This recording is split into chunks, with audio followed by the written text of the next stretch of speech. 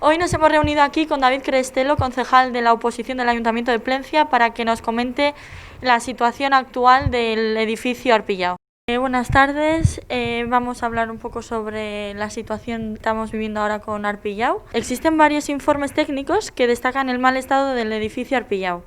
¿Cuál es la situación actual del edificio? En la legislatura anterior, contigo en la alcaldía, ¿se sabía cuál era el estado del edificio? Arrastión, efectivamente existen varios informes. En la legislatura anterior se contrató, debido al mal estado del edificio, eso es patente y se sabe desde hace tiempo, se contrató un diagnóstico para evaluar, entre otras cosas, el estado urbanístico del mismo. Se estuvo trabajando durante un año y ese diagnóstico se entregó en junio de 2019, es decir, con la actual alcaldesa ya en funciones. Y lo que viene a decir ese informe, si me permites, me gustaría leerlo literal porque luego vamos a ver la importancia que ello tiene, ¿no? Este es de junio de 2019, que es cuando tiene fecha de registro de entrada en el Ayuntamiento de Plencia. Mientras no se produzca una reparación estructural íntegra de los elementos en deficiente estado, se recomienda el cierre temporal del parking. Es decir, intuíamos esto, porque se venía trabajando en ese diagnóstico, pero es que el diagnóstico en junio de 2019 lo recoge literal. Vale, muy bien. A causa del cierre, se ven afectadas asociaciones del pueblo que tienen sede en el edificio. El 22 de diciembre se les informó del cierre inmediato de los locales y de que tendrían que desalojar el edificio antes del 15 de enero. Esta misma semana se ha vallado el recinto. ¿Cuál crees que es el futuro inmediato y a largo plazo de estas asociaciones? Pues yo la verdad es que por lo que en las reuniones que estamos participando veo un futuro incierto y eso mismo es lo que están trasladando, ¿no?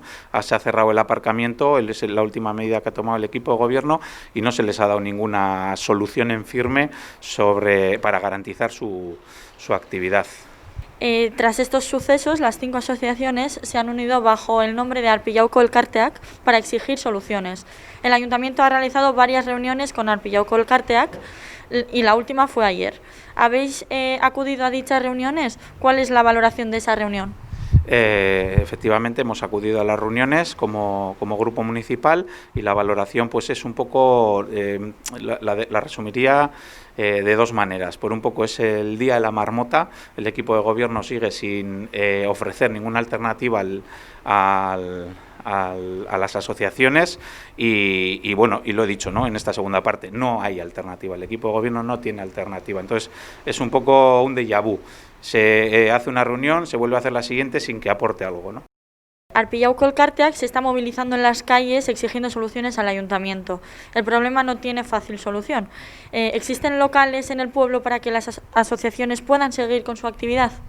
Bueno, en primer lugar nos tendríamos que preguntar si en el propio Arpillao hubiera habido alguna solución, aunque sea parcial, a dar a las propias asociaciones. Eso no lo sabemos porque tampoco, aparte de algunas reuniones esporádicas, no se nos ha invitado a otro tipo de reuniones a pesar de haberlo pedido. Reuniones, por ejemplo, con la ingeniería o con los propios técnicos del ayuntamiento que estaban contratadas por este ayuntamiento. Si me dejas hacer un inciso, el cierre se ha basado en un informe de septiembre de 2020 y efectivamente ha sido así y es curioso que para llegar a ese informe lo que ha pasado entre junio de 2019 y septiembre de 2020 hasta ese cierre, cómo se ha estirado el chicle y cómo ni siquiera acto seguido de recibir ese informe se ha avisado a las asociaciones de que había que cerrar. Se les ha avisado el 22 de diciembre cuando el 23 había una reunión.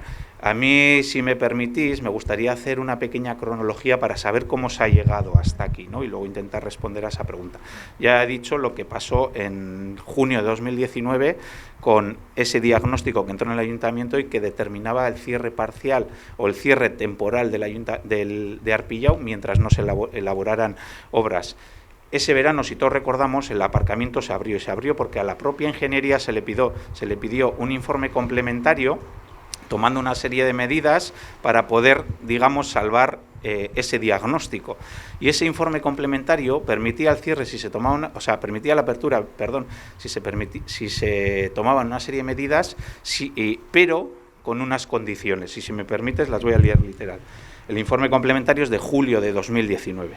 A partir del 1 de octubre de 2019 se procederá al cierre del parking de manera temporal hasta que no exista una actuación integral estructural. Es decir, viene a decir lo mismo que decía el informe de junio. Pero es que además este informe complementario añade: se restringirá el paso únicamente a técnicos y personal del ayuntamiento. Es decir, ya decía que a partir del 1 de octubre de 2019 había que cerrar. Y la propia empresa concluye: hay que establecer plazos de actuación y acciones informativas de la solución a usuarios y propietarios. Es decir, en octubre de 2019, tras un primer informe y este informe complementario, se establece por 2 veces que el aparcamiento hay que cerrar. Y en el propio informe complementario, la empresa incita al ayuntamiento a que haga sesiones informativas con los usuarios y concesionarios del aparcamiento. Eso estamos hablando de octubre de 2019, es decir, se podía haber ganado un tiempo excepcional si se hubiera actuado entonces. Si todos recordamos, este año se ha vuelto a abrir el parking. ¿Y cómo es posible que si en junio de 2019 y en julio de 2019, con informes encima de la mesa, informes técnicos que pedían el cierre, si no se realizaban una serie de actuaciones en aparcamiento, se haya podido abrir? La explicación es porque a esta misma empresa se le pide un proyecto constructivo para valorar las reparaciones que necesita el aparcamiento. Ese proyecto se contrata y se redacta, pero nunca se pone en marcha.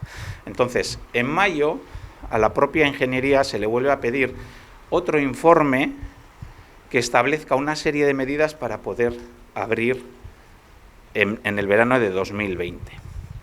En ese informe, una de las condiciones que se pone es que hay que hacer una visita semanal a las instalaciones. Una visita semanal que empieza en junio y acaba en septiembre con ese acta que determina el cierre. Pero lo curioso de todo es lo que dice el acta con el que se establece el cierre sobre los locales. Y vuelvo a pediros que me dejéis leerlo. Bueno, dice...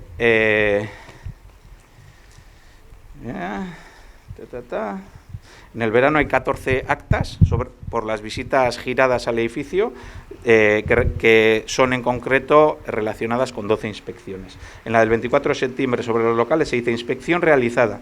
Se observa el mismo estado que en la inspección realizada el 16 de septiembre, es decir, la semana anterior. Si nos vamos al acta de la semana anterior, nos dice literalmente lo mismo: se observa el mismo estado que en la inspección realizada la semana anterior. Y así hasta el acta de junio, es decir, las 12 actas que hay sobre visitas hablan de los locales refiriéndose al estado del acta anterior. Llegamos a junio de 2020 y ¿qué nos dice ese acta? Ese acta nos remite al estado del informe de mayo de 2020. Sé que esto es muy complejo en las fechas.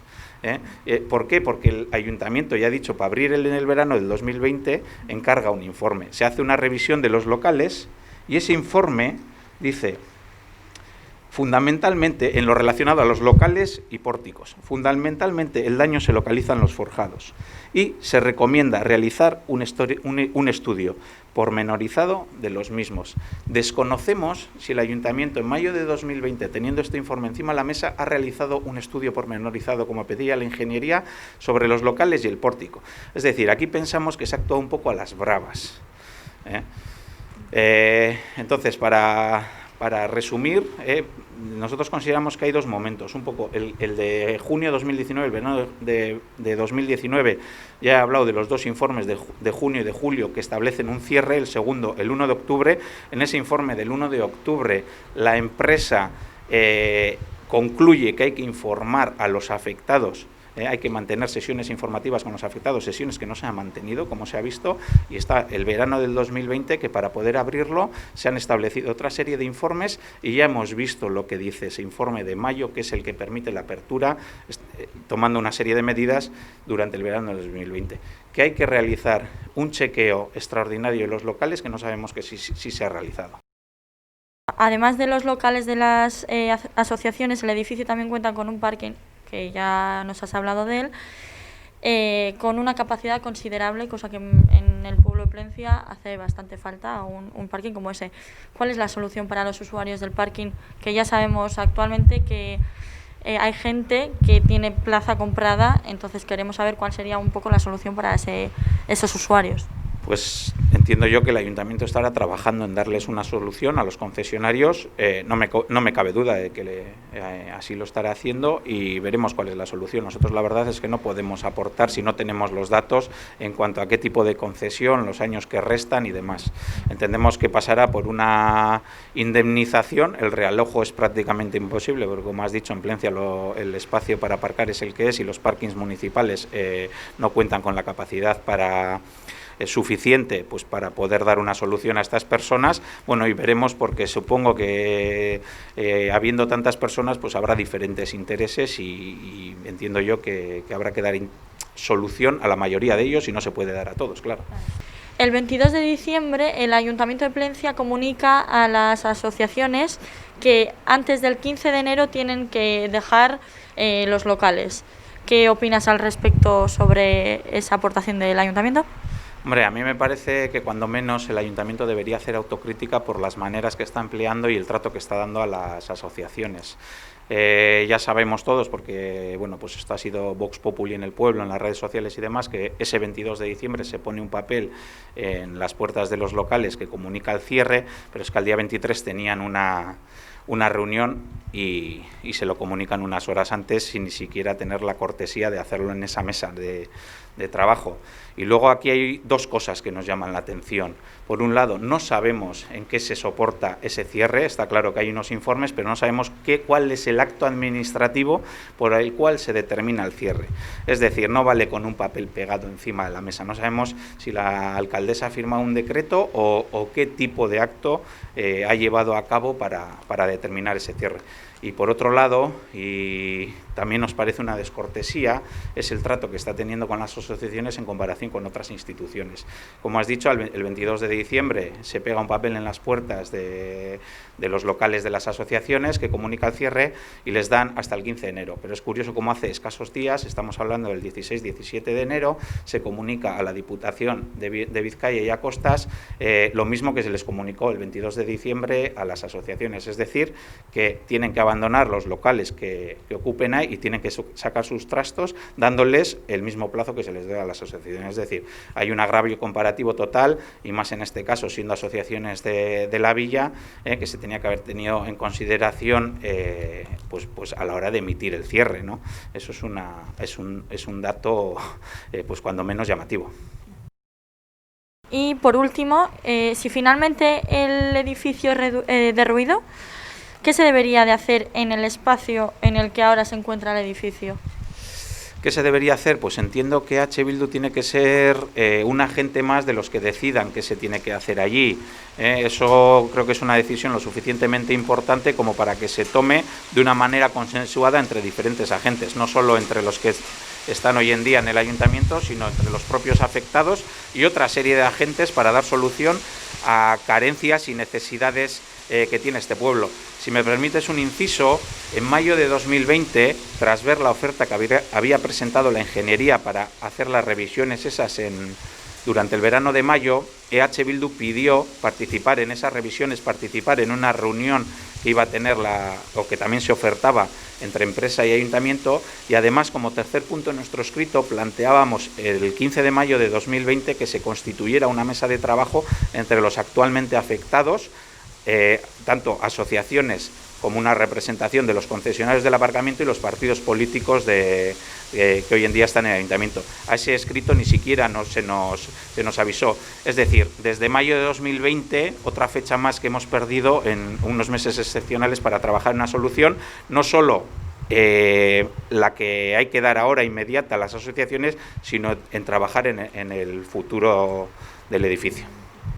Vale, muy bien. Pues muchas gracias por todos los datos que nos has aportado y por contestarnos a nuestras preguntas. Pues es que ricasco soy por esta oportunidad y esperemos que no tengamos que juntarnos más aquí, sino en mesas de trabajo en las que poder aportar soluciones.